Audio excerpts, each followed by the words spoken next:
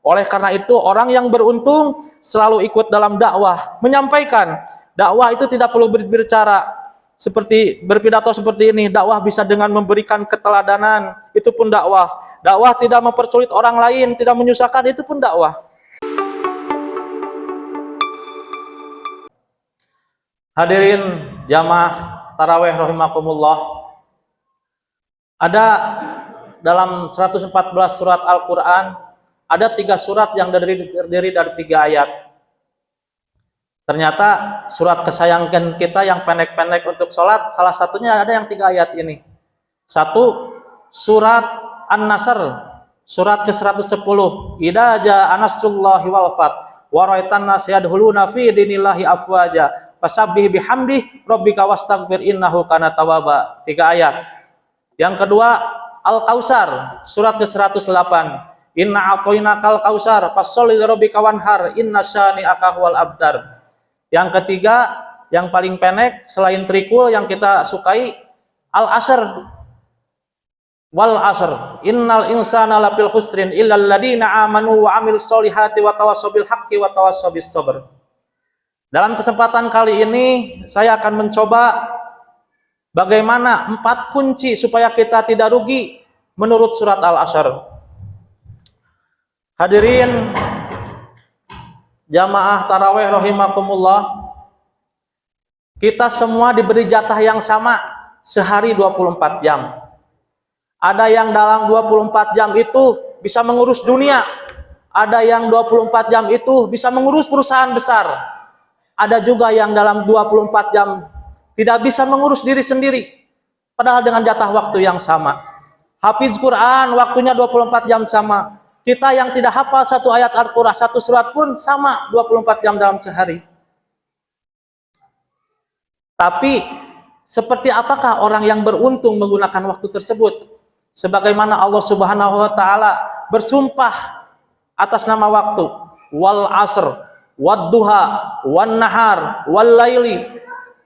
Allah begitu seringnya Allah Subhanahu wa taala bersumpah atas nama waktu, menandakan bahwa waktu itu sangat penting untuk kehidupan ini. Maka dari itu, mari kita manfaatkan waktu, karena dahsyatnya Allah Subhanahu wa taala tidak mengasih tahu kapan ajal kita datang. Kenapa Allah Subhanahu wa taala tidak mengasih tahu kita ajal kita datang? Supaya kita memanfaatkan, memaksimalkan, mengefektifkan waktu, supaya pada akhir hayat kelak kita dalam keadaan selamat di dunia dan akhirat. 4 kunci tersebut, yang 1, ilal ladina amanu. Amanu, menurut Syekh Ibnu Abdul Qayyim, amanu itu adalah paham kebenaran. Paham kebenaran.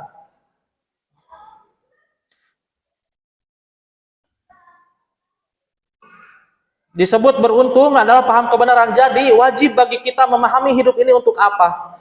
Jangan sampai kita hidup tidak mengerti hidup ini untuk apa. Sebagaimana dalam hadis Rasulullah SAW, may yuridillahu bihi khairan yufaqihu fiddin. Barang siapa yang Allah kehendaki kebaikan baginya, maka Allah berikan kepahaman ilmu, kepahaman kebenaran.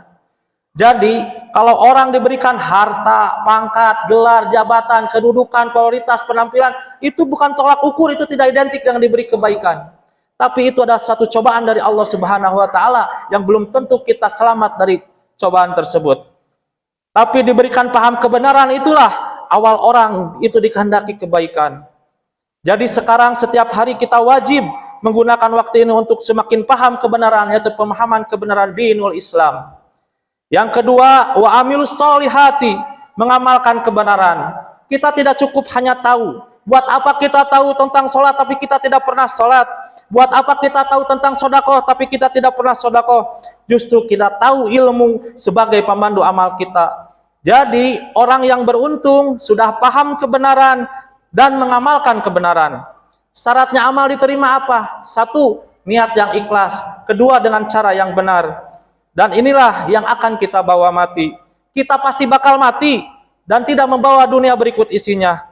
Maka bekerja adalah amal soleh, berdagang adalah amal soleh, berumah tangga adalah amal soleh, kuliah amal soleh, semua yang kita lakukan amal soleh. Segala aktivitas kalau kita diniatkan dengan cara yang benar dan niat yang benar menjadi amal. Yang ketiga, tawasau bil haq, mendakwahkan kebenaran. Jadi sudah paham, kita amalkan, kita sampaikan. Tawasau bil haqqi, saling bertawasiat di dalam kebenaran. Senang menerima nasihat, itulah yang bisa memberi nasihat. Kalau kita tidak suka menasihati, tentu pasti kita sulit untuk memberi nasihat, karena tidak akan tahu apa yang akan kita sampaikan. Oleh karena itu, tidak cukup itu hanya paham dan beramal. Kita pun ingin orang lain bisa berbuat kebaikan. Oleh karena itu, orang yang beruntung selalu ikut dalam dakwah, menyampaikan. Dakwah itu tidak perlu berbicara seperti berpidato seperti ini. Dakwah bisa dengan memberikan keteladanan, itu pun dakwah. Dakwah tidak mempersulit orang lain, tidak menyusahkan, itu pun dakwah. Dan yang keempat, tawasau bis sabr, saling berwasiat dalam kesabaran. Sabar itu menahan diri, sabar itu mengendalikan diri. Seperti kata Imam Ibnu Rajab, sabar itu terbagi 3. Sabar ketika dalam ketaatan, sabar ketika menjauhi larangan Allah, sabar ketika menghadapi ujian, sabar kita menghadapi musibah. Dan sabar menghadapi musibah, andai waktu kita gunakan untuk terus melatih diri, dari waktu ke waktu semakin terkendali lisan, pikiran, syahwat, amarah, semakin kita bisa mengendalikan diri, semakin indah hidup kita dengan kesabaran. Semoga setiap waktu yang kita jalani bisa menguatkan iman, menjadi amal soleh, menjadi dakwah, dan menjadi semakin indah dengan sabar, dan menjadi akhlakul karimah. Sekian dari saya, yang benarnya dari Allah Subhanahu wa taala, yang salahnya dari kekurangan saya tutup dengan doa subhanaka Allahumma wa bihamdika asyhadu alla ilaha anta astaghfiruka wa atubu ilaik. Wassalamualaikum warahmatullahi wabarakatuh. Ya, alhamdulillah ada